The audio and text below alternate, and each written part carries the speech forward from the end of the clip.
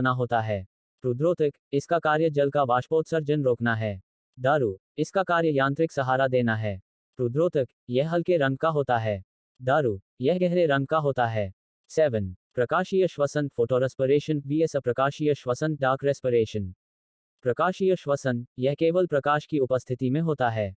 अप्रकाशीय श्वसन, यह प्रकाश की उपस्थिति या अनुपस्थिति दोनों में होता है। प्रकाशीय श्वसन, यह केवल पौधों में होता है।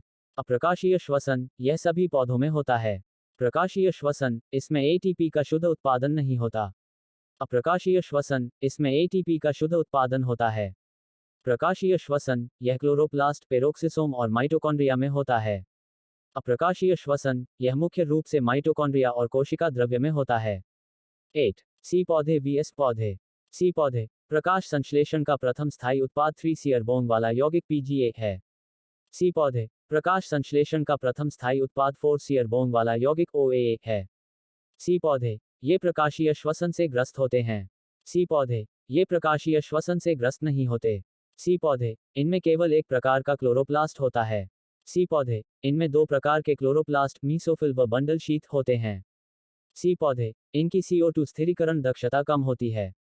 सी पौधे, इनकी CO2 स्थिरीकरण दक्षता अधिक होती है। 9. प्राथमिक जड़ टैप रूट vs अपस्थानिक जड़ एडवेंटिशियस रूट। प्राथमिक जड़, यह भ्रूण के मूलांक रेडिकल से विकसित होती है। अपस्थानिक जड़, यह तने, पत्ती आदि अन्य भागों से विकसित होती है। प्राथमिक जड़, यह मिट्टी में गहराई तक जाती है। अपस्थानिक जड़, यह मिट्टी की सतह के पास फैलती है। प्राथमिक जड़, यह द्विबीजपत्री पौधों में पाई जाती है। अपस्थानिक जड़, यह एकबीजपत्री पौधों में पाई जाती है। प्राथमिक जड़, उदाहरण सरसों, मटर। अपस्थानिक जड़, उदाहरण मक्का, गन्ना। 10. सहलग्न पत्र स्टिप्यूलेट लीफ vs अनुपत्री पत्र अक्ष स्टिप्यूलेट लीफ। सहलग्न पत्र, इनमें पत्राधार लीफ बेस पर संलग्न स्टिप्यूल्स पाए जाते हैं। अनुपत्री पत्र, इनमें संलग्न अनुपस्थित होते हैं। संलग्न पत्र, संलग्न पत्ती की रक्षा या अन्य कार्य कर सकते हैं। अनुपत्री पत्र, ऐसा कोई अतिरिक्त संरचनात्मक भाग नहीं होता। संलग्न पत्र, उदाहरण गुलाब, मटर। अनुपत्री पत्र, उदाहरण अमरूद, आम।